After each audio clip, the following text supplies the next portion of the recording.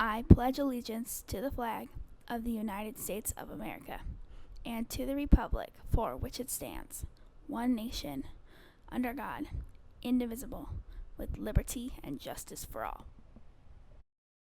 What's up, Tigers? My name's Nick Ampron, and I'm going to be your anchor for this week's Tiger Tube.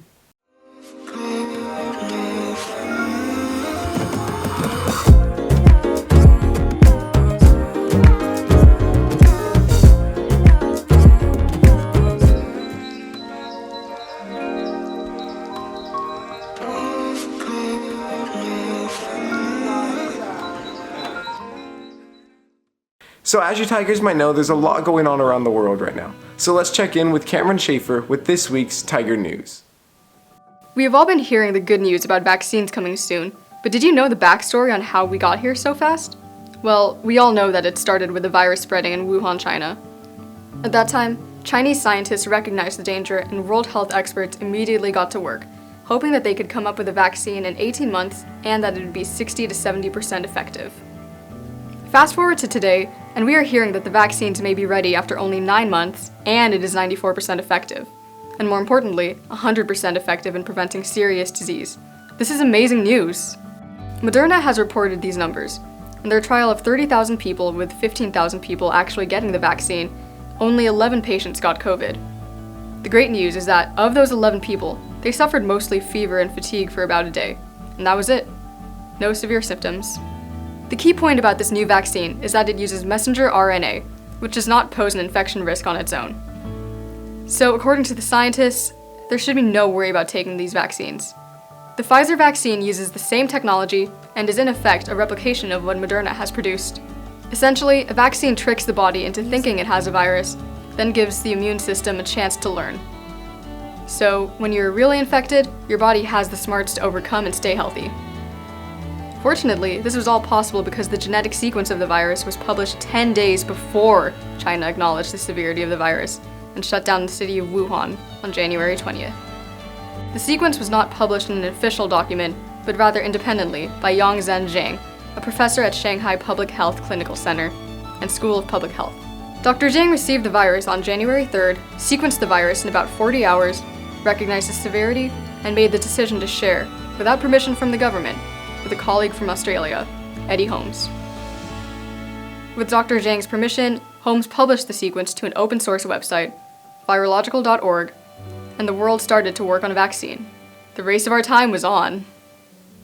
Within 2 days, vaccines were already designed. One was the Moderna vaccine that millions will start receiving in just a few weeks. Dr. Zhang's bravery to disclose the sequence in the face of knowledge that his government started detaining whistleblowers in Wuhan just 10 days prior was very real. Zhang's lab was shut down, and he was initially accused of possible malfeasance. Now he's being treated as a hero, and he is. Thank you, Cameron, for those updates. Now, in other news, ASB is holding a Zoom movie night on December 11th from 3 to 5. They're playing popular holiday movies such as Elf, The Grinch, and Home Alone. Hopefully you Tigers can make it. Speaking about movies, let's check in with Ricky Lopez to see how movie theaters are doing during this tough time.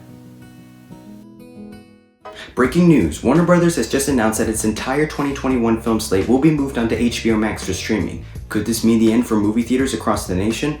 I'm Ricky Lopez reporting for TigerTube.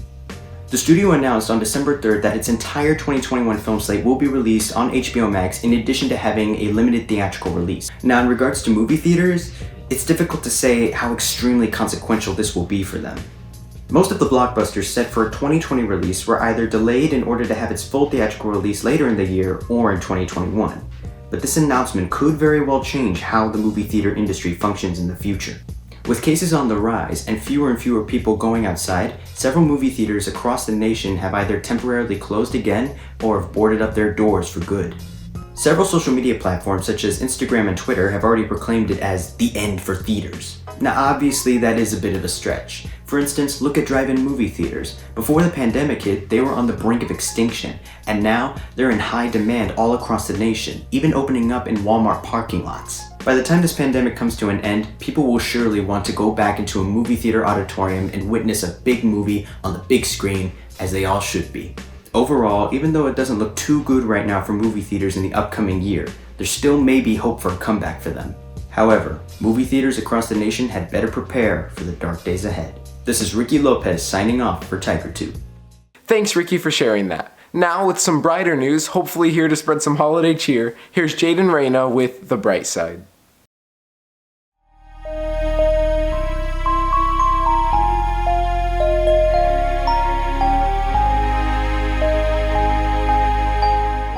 Hey Tigers! Many of you may or may not have heard of Operation Christmas Child.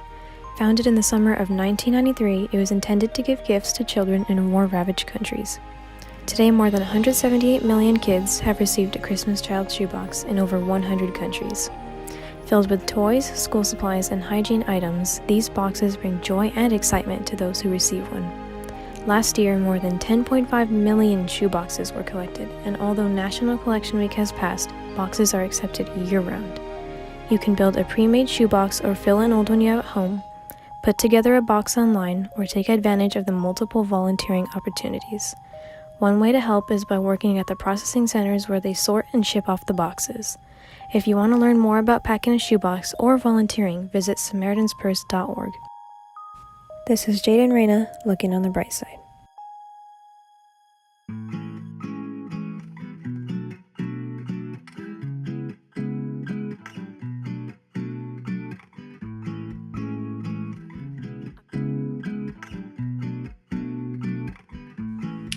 Hey Tigers, this is Ms. Aronson. Just a shout out to all of us. We have 1 week left until winter break. Hang in there, stay strong, we can do it. Hi, it's Mrs. Juarez. I just want to shout out my second period, Cohort B, small but mighty. You guys crack me up and you bring a lot of joy to my Thursday, Friday. So thank you and keep it up. Bye.